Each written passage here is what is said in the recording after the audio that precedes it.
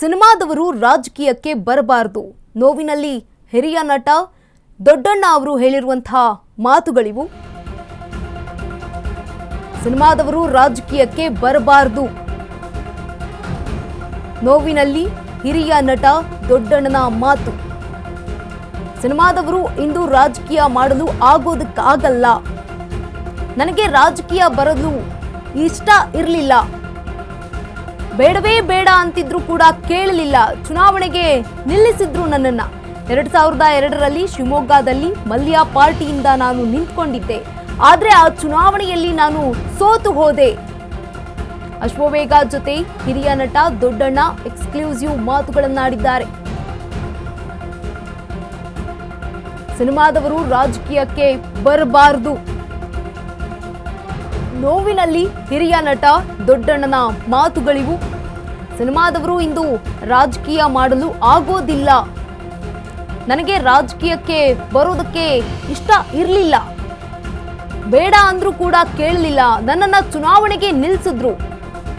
2002ರಲ್ಲಿ ಶಿವಮೊಗ್ಗದಲ್ಲಿ ಮಲ್ಯ ಪಾರ್ಟಿಯಿಂದ ನಾನು ಸ್ಪರ್ಧೆ ಮಾಡಿದ್ದೆ. ಆದ್ರೆ ಆ ಚುನಾವಣೆಯಲ್ಲಿ ನಾನು ಸೋತು ಹೋದೆ.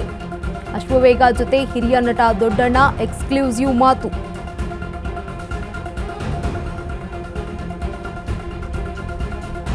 ಸಿನಿಮಾದವರು ರಾಜಕೀಯಕ್ಕೆ ಬರಬಾರದು ಅಂತ ಹೇಳಿದ್ದಾರೆ ಹಿರಿಯ ನಟ ದೊಡ್ಡಣ್ಣ ಅವರು. ತಗೊಂಬಂದು ಅವಾಗ ನಮ್ಮಲ್ಲಿ ಒಂದು ಕಾಂಪಿಟೇಷನ್ ಮಾತು ಬಂದಿತ್ತು. ರಾಜೇಶ್ ನಿಂತಿದ್ರು ಅವ್ರ ಮೇಲೆ, ಸುಧೀರ್ ನಿಂತಿದ್ದ. ಸುಧೀರ್ ಸಾಗರದವನು, ಬೇಸಿಕ್ಲಿ ಕಿಟ್ಟಿ ಅಂತ ಅವನ ಹೆಸರು. ಹಂಗಾಗಿ ಮೇಕಪ್ ಹಾಕೊಂಡು ಮಾತಾಡ್ಬೇಕಾದ್ರೆ ತಮಾಷೆಗೆ ಏನಾಯ್ತು ಅಂದರೆ, ನಾನಾಗಿದ್ರೆ ಜಾಸ್ತಿ ತಗೊಳ್ತಾ ಇದ್ದೆ, ನನ್ನ ಮಕ್ಕಳ ನೀವೆಲ್ಲ ಕಮ್ಮಿ ತಗೊಂಡ್ರಿ, ರಾಜಣ್ಣ ಅಣ್ಣಯ್ಯ ನೀನು ಕಮ್ಮಿ ತಗೊಂಡಿದ್ದೆ ಅಂತ ರಾಜೇಶ್ ಅಣ್ಣಗೆ ಚಾಚಿದೆ. ನನ್ನ ಮಗ ನೀನೇನಾದ್ರು ನಿಂತ್ಕೊಂಡು 4,000 ಓಟ್ ತಗೊಂಬಿಡು ಬಗ್ಯಾರಪ್ಪನ ಮೇಲೆ, ಗೊತ್ತಾ ನಿನಗೆ 10,000 ರೂಪಾಯಿ ಇದು ಕೊಡ್ತೀವಿ. ಹೆಂಗೆ ಮಹಾನ್ ಜುಗ್ಗ ಕಿಟ್ಟಿ ಮಾತ್ರ, ಕಿಟ್ಟಿ ಅಂದರೆ ಸುಧೀರು, ಹೆಂಗೇನೋ ಮಾಡಿ ನನ್ನ ಮಗನ ಹತ್ರ ಒಂದು 10,000 ರೂಪಾಯಿ ಹೊಡಿಬೇಕು ಅಂತ ಹೇಳ್ಬಿಟ್ಟು ನಾಮಿನೇಷನ್ ಆಗಬೇಕು ಅಂತ ಕಾಯ್ತಾಯಿದ್ದೆ. ಅದಕ್ಕೆ ಕರೆಕ್ಟಾಗಿ ನಾನು ರಾಮಕೃಷ್ಣ ಹೆಗಡೆಯವರು ಪಾತ್ರ ಮಾಡುವಂಥದ್ದು ಪ್ರಜಾಶಕ್ತಿ ಅಂತ ಒಂದು ಪಿಕ್ಚರ್ ಬಂತು. ಆವಾಗ ಅವ್ರ ಹತ್ತಿರದಿಂದ ನೋಡಿದ್ರು, ಮಾತಾಡಿದ್ರು, ಎಲ್ಲ ಆಯಿತು. ಎಲ್ಲ ಆದಮೇಲೆ ನೀನು ಜಾಯಿನ್ ಆಗೋ ರಾಜಕೀಯಕ್ಕೆ. ನಂಗೆ ದೇವ್ರನ್ನೇ ಇಷ್ಟ ಇಲ್ಲ. ಯಾಕೆ ಈಗ ಮಾಡಿರೋ ಪಾಪನೇ ಸಾಕು.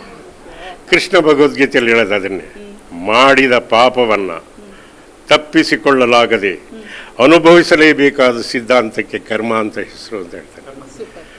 ಹೌದು, ಮಾಡಿದ್ಮೇಲೆ ನೀನು ತಪ್ಪಿಸ್ಕೊಳ್ಳೋಕ್ಕಾಗಲ್ಲ, ಅನುಭವಿಸ್ಲೇಬೇಕು.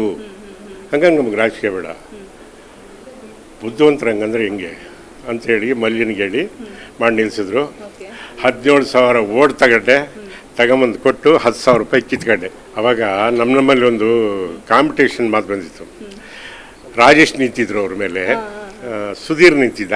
ಸುಧೀರ್ ಸಾಗರದವನು, ಬೇಸಿಕ್ಲಿ ಕಿಟ್ಟಿ ಅಂತ ಅವನ ಹೆಸರು.